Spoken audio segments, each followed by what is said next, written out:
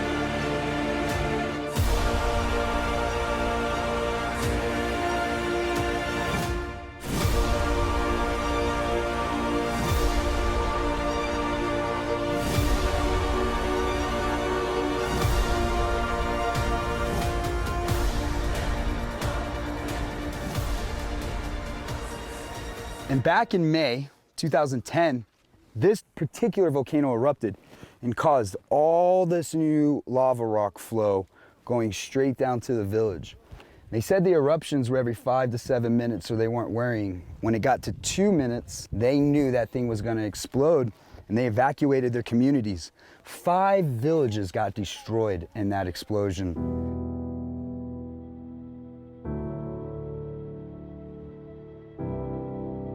There's a crater down here that actually got itself exposed last year from a lava pushing up and then creating this huge ledge behind us. You can actually see the steam coming up. This is just something else, man. This is a once-in-a-lifetime experience. If you guys are trying to do this, please contact me or Ozzy at Pacific Fins Lodge. Not to mention volcano dogs. He like looked right up too. He was like, "Oh, you talking about me?" But one of the rewards they don't tell you about as you're climbing this volcano, you get all the way to the top. It's an amazing, beautiful view. There's volcano dogs. Like what? There's random dogs that live on this volcano that sleep up there all day. And then on top of that, there's this guy that'll make you pizza. Okay. We're on top of a volcano. Pizza pacaya, eh? And we're gonna make some pizza. No other place in the world. In the volcano. In Volcano, yes. Yeah, poquito cat. Sí, sí. Armadillo? We're just messing with the viewers at home. This is all authentic, I hope.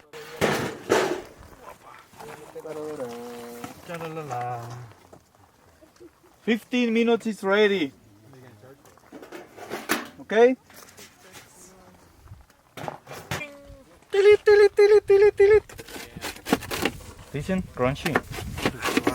Made a pizza on the volcano. Like, what? Okay. This is not good? It's very good. Okay, $100. More tips, $120. $60. That was the most expensive pizza I ever bought. But he literally cooks it in the volcano lava. So I was like, yeah, I mean, when's the next time I'm gonna be eating pizza on top of a volcano? Cuatro. This was worth all the cursing on the way up here. Halfway up, we're all like, what did we get into? Probably the coolest moment captured in this trip personally for me was being on top of that volcano with my dad. It was fulfilling to have that moment with my father. He had a few things to say to me, things that I won't repeat, but things that I'll never forget. You have no idea how hard this is for Mac and I. I mean, Mac's 21, I'm 34. How rewarding this career has become. The stress, the work ethic, the constant obstacles we have to climb. This trip just made it feel like it was all worth it.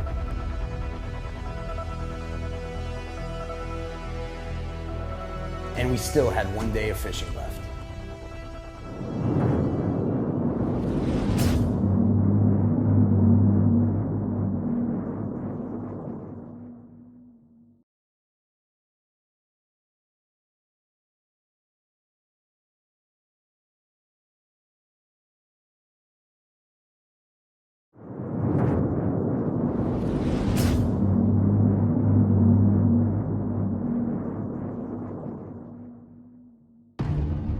Most definitely sore from falling as much as I did on that volcano.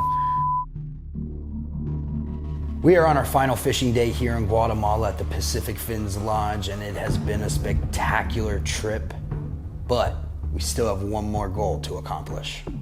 This is something I've never done before. It's something that's always been on a bucket list, and this lodge actually specializes in this type of fishing. We found a giant school of spinner dolphins out here about 30 miles offshore. Started trolling through them, hoping for tuna, sails, maybe a marlin. And right now I'm hooked up on another nice bull.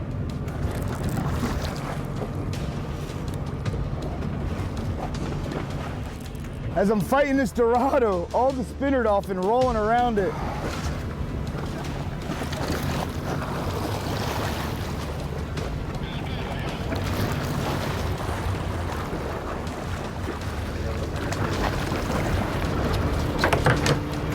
Holy.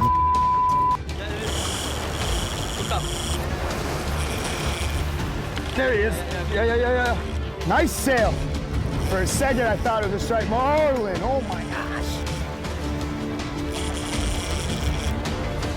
Everybody stay clear of the deck, man. She's coming in hot.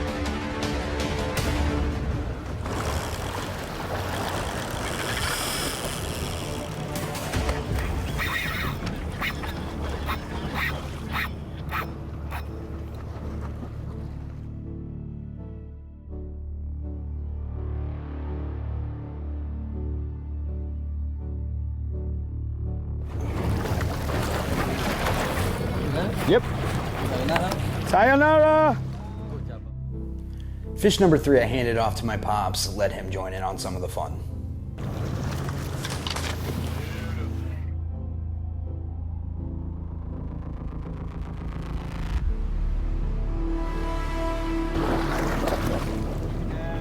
Sail and release, baby. Good job, Pops. Nice.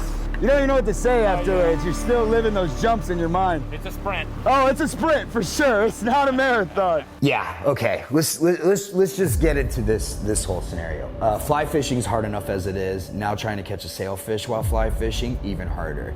And on top of that, there's a language barrier because everybody speaks Spanish. And I have a equivalent Spanish reading level of about a second grader. So we're gonna try to make it work.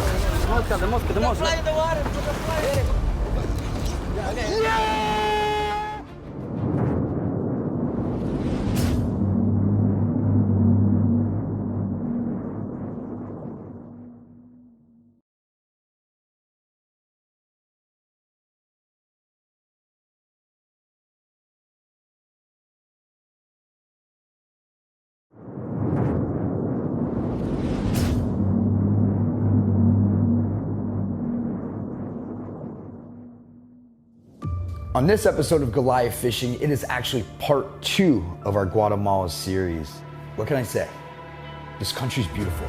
It's filled with so much adventure, so much chaos. Here at Pacific Fins Lodge, they actually tease the sailfish up on the squid chain, and then you present your fly to it. It sounds easy enough, but it's not. Oh, look at him right there, move. As my dad was actually hooked up on a sailfish that I missed on fly, another sailfish presented itself in its spread, and after a little bit of panic, I had my fly in the water and presented it to the sailfish. After a few swings and, to be honest, some misses, I finally hooked up, and you could tell by my excitement that this is something I've always wanted to accomplish.